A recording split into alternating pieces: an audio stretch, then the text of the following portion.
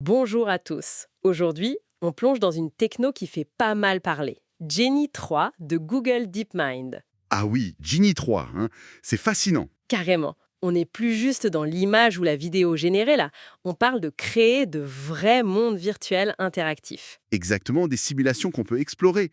Et tout ça juste à partir d'une description textuelle. C'est ça qui est fou.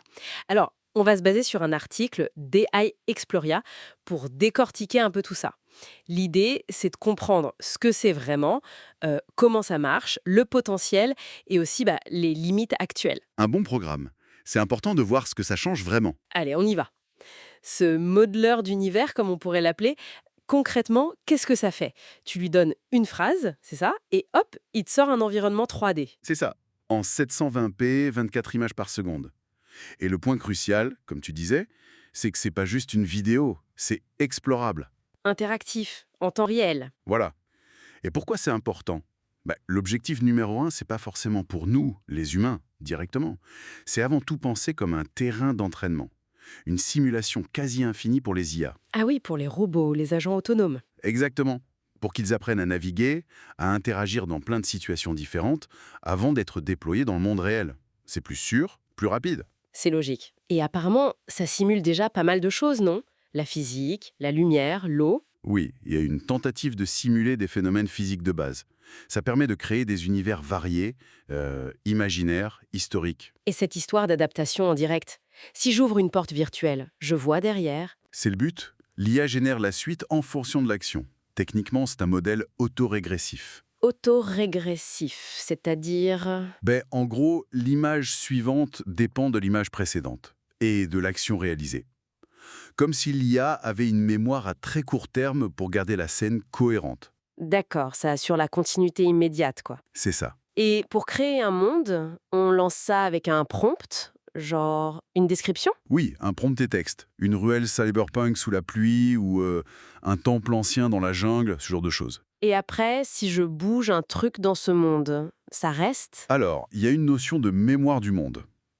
Les changements peuvent persister un certain temps. Si tu laisses une trace sur un mur, elle peut rester. Pas mal. Et on peut même déclencher des événements. Genre, une tempête arrive? Apparemment, oui. On peut influencer l'environnement via du texte aussi. Bluffant. Et les applications concrètes alors? À part l'entraînement d'IA qui semble être le gros morceau. Oui, l'entraînement et la simulation pour robots, c'est clair. Logistique, secours, navigation. Mais on peut imaginer plein d'autres choses. Le prototypage rapide pour les jeux vidéo, l'animation.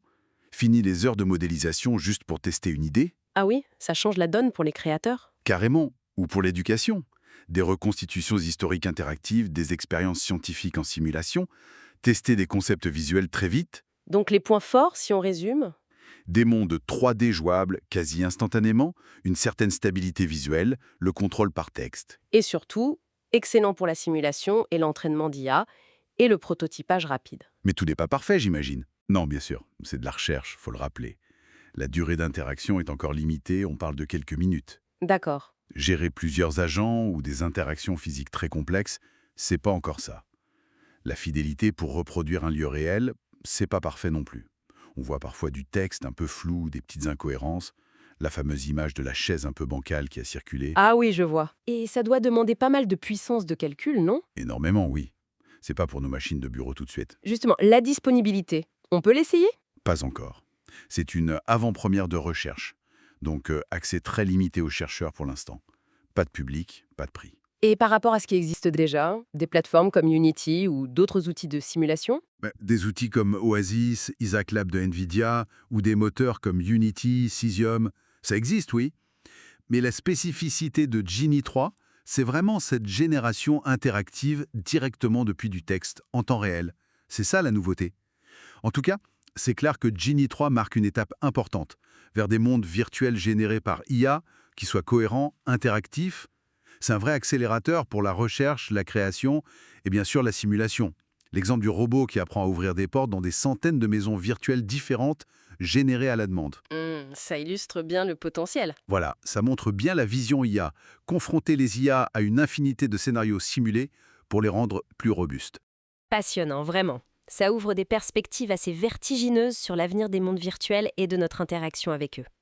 Ça laisse à réfléchir sur la frontière entre virtuel et réel, tout ça. Complètement. Bon, en attendant de pouvoir explorer nous-mêmes ces univers, si vous voulez suivre toute l'actu de l'IA et découvrir plein d'outils, n'hésitez pas à faire un tour sur aishoploria.com. C'est une super plateforme et un annuaire très complet sur l'IA. Une bonne référence, effectivement. Merci beaucoup de nous avoir écoutés pour cette exploration de Genie 3.